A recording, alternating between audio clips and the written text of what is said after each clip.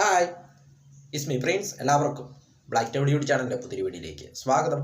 എന്തുണ്ട് വിശേഷങ്ങൾ? എല്ലാവർക്കും സുഖമല്ലേ? എല്ലാവരും ഹാപ്പിയല്ലേ? ഹാപ്പി ആയിട്ടിരിക്കുക. Anything happen life first go on always പോസിറ്റീവായി. മണിപ്പൂർ വീണ്ടും കത്തുകയാണെന്ന് പറയാം. മണിപ്പൂരിൽ വീണ്ടും ആക്രമണങ്ങളും സംഘടനകളുമാണ് അവിടെ നടക്കുന്നത്. തീവ്രവാദി ആക്രമണത്തിൽ സെപ്റ്റംബർ 7-ന് 5 പേരാണ് കൊല്ലപ്പെട്ടത്. മണിപ്പൂരിലെ ബിരിബാം ജില്ലയിൽ നടന്ന ആക്രമണത്തിൽ 5 പേരായിരുന്നു കൊല്ലപ്പെട്ടത്. ഡ്രോൺ ആക്രമണങ്ങളും അതോടൊപ്പം റോക്കറ്റ് ആക്രമണങ്ങളുമാണ് ഇവിടെ നടക്കുന്നത്. ബിരിബാം ജില്ല, അതോടൊപ്പം ബിഷ്ണുപൂർ ജില്ല എന്നിവിടങ്ങളിലാണ് ആക്രമണങ്ങൾ നടക്കുന്നത്.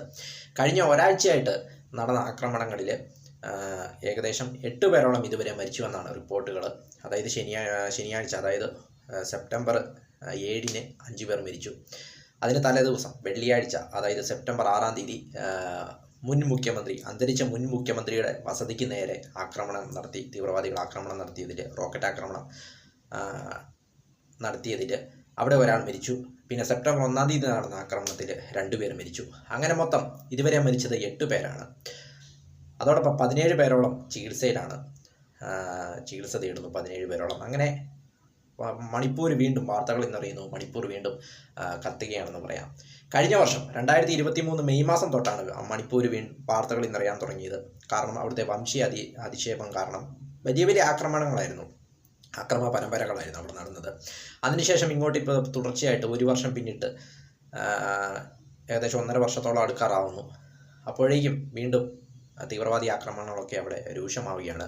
കുക്കി തീവ്രവാദികളാണ് ആക്രമണം നടത്തിയെന്നാണ് ഇതിന് പിന്നിലെന്നാണ് റിപ്പോർട്ടുകൾ വരുന്നത്.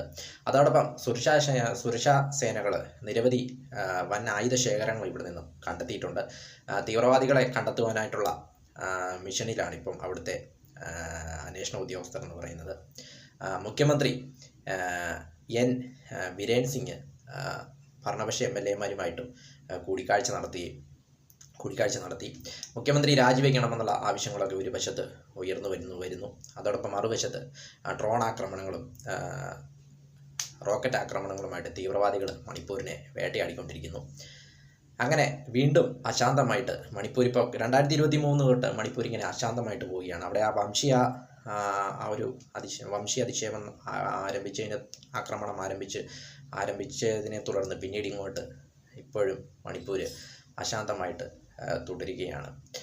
മണിപ്പൂരിൻ്റെ ടോട്ടൽ ഏരിയ എന്ന് പറയുന്നത് 22,874 km². ഇവിടുത്തെ പോപ്പുലേഷൻ എന്ന് പറയുന്നത് 28,25,934 ഇവിടുത്തെ പോപ്പുലേഷൻ എന്ന് പറയുന്നത്. ഇതിൻ്റെ തലസ്ഥാനം എന്ന് പറയുന്നത് ഇംഫാലാണ്. മണിപ്പൂരിൻ്റെ ചരിത്രം നോക്കുമ്പോൾ ബ്രിട്ടീഷ് കാലഘട്ടത്തിൽ ഇത് ഒരു നാട്ടുരാജ്യമായിരുന്നു. ബ്രിട്ടീഷ് കാലഘട്ടത്തിൽ അതിനുശേഷം ഇന്ത്യക്ക് സ്വാതന്ത്ര്യം ലഭിച്ചപ്പോൾ 1947 ഇന്ത്യക്ക് സ്വാതന്ത്ര്യം ലഭിക്കുന്നു. 1956 ഇത് കേന്ദ്രഭരണ പ്രദേശമായി. പിന്നീട് 1972 ഇത് സംസ്ഥാനമാക്കുന്നതും ഇംഫാലാണ്. ഇതിൻ്റെ തലസ്ഥാന നഗരം എന്ന് പറയുന്നത് ഇംഫാലാണ്.